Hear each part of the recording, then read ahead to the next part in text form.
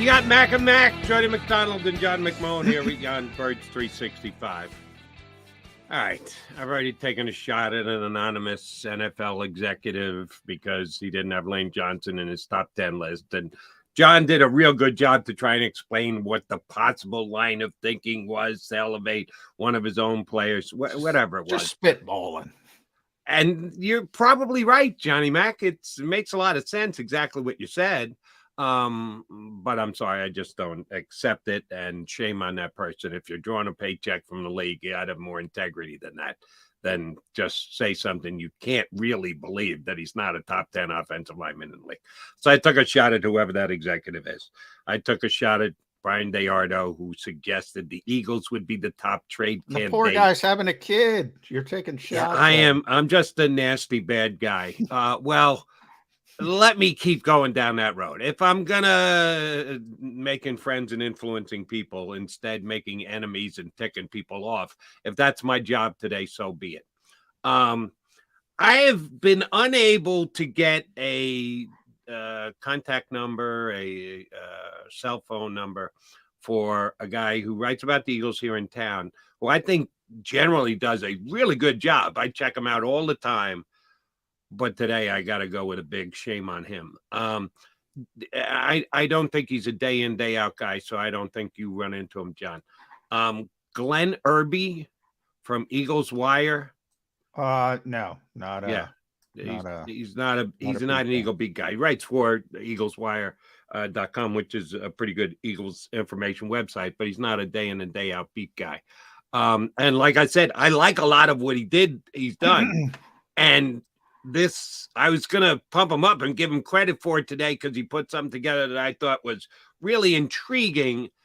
And then it dawned on me as I was going through it. Whoa, wait a minute. Don't know if you saw this morning. The ranking of all Eagle offseason moves this year. Every move from the minute the Super Bowl ended up till today, any player personnel move that the Philadelphia Eagles made, he ranks them. I think he goes 20 deep, as a matter of fact. So let me run them down for you real quick, John. And it's not going to be quick because I got to scroll through this. I wrote down the top 10, but I want to do all 20, so I stopped at 10. Number 20 was drafting Tanner McKee, which may or may not pan out. He may or may not make the team. So number 1, re-signing Jason Kelce. Number 2, drafting Jalen Carter. Number 3, redoing the contract of Darius Slay. Number 4, re-signing James Bradbury. Number 5, picking Nolan Smith in the first round. Number 6, trading for DeAndre Swift. Number 7, signing Rashad Penny to the 1-year deal. Number 8, re-signing Brandon Graham. They might have that one a little higher. Number 9, selecting Sidney Brown in the 3rd round. Number 10, signing Terrell Edmonds, who may be their starting safety. Number 11, re-signing Fletcher Cox to a 1-year deal. Ooh, little respect for disrespect. Fletcher way down at number 11. All right. Signing Olamide Zaccheaus as a potential wide receiver 3, number 12. Number 13, drafting Kaylee Ringo. Number 14, picking up Nicholas Morrow. That's about where he belongs, even though he's going to be the starting linebacker for him. Agreed to terms with Marcus Mariota on a 1-year deal. Ooh, I think I'd have backup quarterback a little higher than my 15th most important offseason move. Re-signing Boston Scott, agreeing to a deal with Kentavious Street on a 1-year contract. You think he's going to make the Eagles? I would bet against it, but yes, 55-45, I'd say. You and I are in the same. I think he's got shots. Right. In case of injury, in case of emergency, break glass, fine. If everybody stays healthy, everybody does what they're supposed to do, he's not going to make the team. You and I are on the same page there. Number 18, coming to terms with Justin Evans on a 1-year deal. Number 19, coming to contract agreement with Grady Williams on a 1-year deal. He's got more than 20. Moro Ojomo with their late draft pick at number 20, signing Dan Arnold to a 1-year contract, number 21. 22, he did 22, selecting Tanner McKee in the 188th overall in the draft. So he listed 22 Eagles offseason moves. Anything jump out at you that I just went through there that you either thought was too high, too low? I think you should have cut it off at about 10. But went 22 deep. Give him credit for going that no, far. that I meant, there's certain things that are not that important unless you want to make them important. That's what I meant by that. I give him credit for doing the work. Right. But yeah, I mean, yeah, everybody signs a bunch of 1-year guys that, are draft proofing. I always call it, and they have a shot to make the team if they're a really good summer. And then, there's a equal shot that they don't make the team. So of the major ones, I didn't see that big of an issue with it. Nothing jumped out at me. Something jumped out at me after the fact because I wasn't writing them down or anything. Nothing jumped out at me at first when you were saying it. Right. I wrote down the top 10 because that's what I was going to say, same as you just kind of represent. You have to get past 10. It's really, does it matter? Is it going to make a major influence? So I stopped at 10, except I put McKee down as number 22 because it was the last one. Bringing back Kelsey, drafting Carter, redoing Slay, Bradbury. I put Bradbury ahead of Slay, but that's just me. Drafting Smith in the first round. Drafting Smith, trading for Swift, signing Perry. How about the quarterback? Extension? How do you do this list and not put extending Jalen Hurts as your number one offseason move? Did he say trends? I don't know how he defined it. Everything is again. I'll give you number 4 again. Number 3. Redoing the contract to Darius Slay. Oh well, then yeah. Then he should. If you got Slay at number 3, that's all they did was redo Jalen's deal. He had another year to go. Yeah. They redid his bad deal. Job, man. It's a bad job then. Yeah. Yeah. If you're only doing. Glenn. If you're only doing transactions, not extensions, but he had, but then, Slay's, I'll give him a little bit of a break because Slay's a little bit different in that, he was going to get released. That was that quirky thing. And they worked it out at the last minute. Like Bradbury was a free agent. You could call that an extension, but it really wasn't. But then we always said, either he just made a mistake and overlooked it because it was, did. I don't know. That's numero. You can't overlook that one. That's numero uno. When you have another one on your list that is basically the same thing, a player who was under contract, who agreed under whatever terms. You're right. Slay had the guillotine over his neck that he was going to be released, and that's why he redid the deal. That was not the case with Jalen, but it's a player extending his contract that was already under contract for the upcoming season. It's the same thing. Jalen Hurts. Yeah, he could have done Lane then as well, because Lane got an extension. I mean, the only thing I'll say is those guys were in no danger of leaving. So, yeah. And they were extended.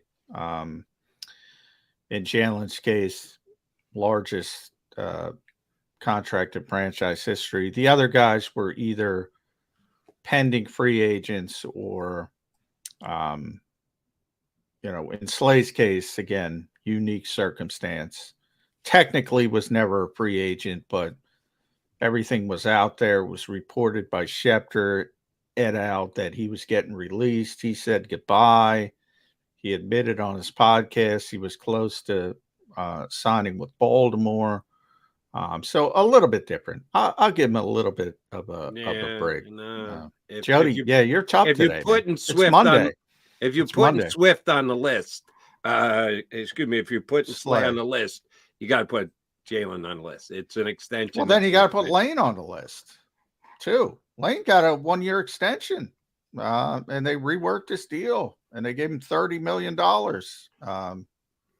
got to put him on the list too. I would tend. Then we got to get to 24. Poor Glenn's got to get to 24. Keep ahead, big guy. There were a lot of moves during the offseason. But the top of the list has to be the retaining of the quarterback. at a massive number, a deserved massive number. And in case you're just tuning in, you got to be here earlier. Birds 365 starts 8 a.m. on the East Coast. Howie Roseman, we're good to him. We're fair to him here on Birds 365. You and I are both fans. You told me you took a lot of grief when you said you thought Howie was a top GM. Lot of grief, Howie. A lot of grief. And I was defending you the whole time. As was I. I think Howie's a damn good general manager. He's had a damn good off season, as a matter of fact. But again, sorry to Glenn Irby for pointing this out. That move outdoes everything else.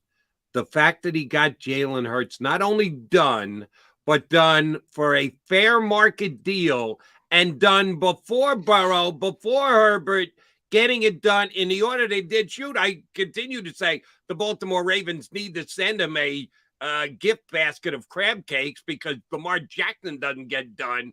If Jalen Hurts doesn't get done first, he gets done immediately thereafter.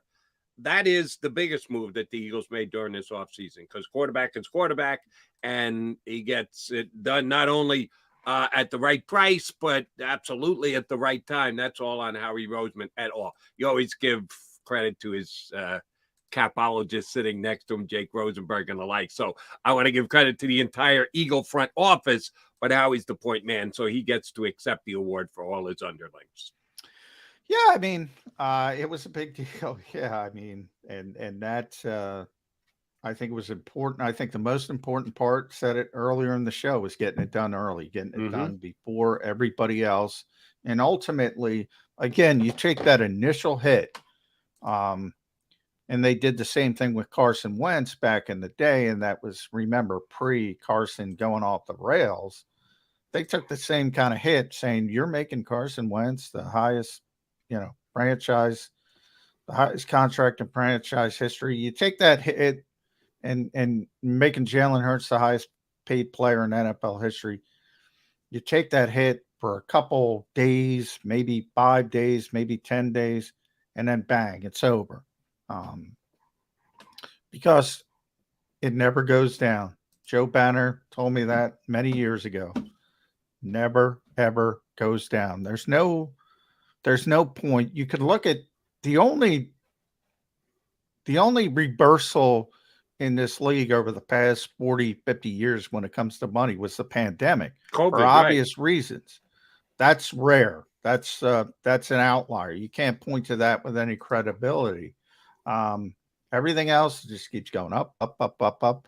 And it's only going up from here because they have this TV deal, these TV rights deals locked in, and they move up incrementally. And that means the salary cap's going up incrementally. So, and by the way, even after they get the deals done, they find ways to supplement the deal by doing the Amazon Prime Day, by putting a Friday game in to get another tens of millions of dollars added to the kick. Even when it looks like they can't do any better, they continue to find ways to do even better with their television deals. So you're right, the cap never goes backwards.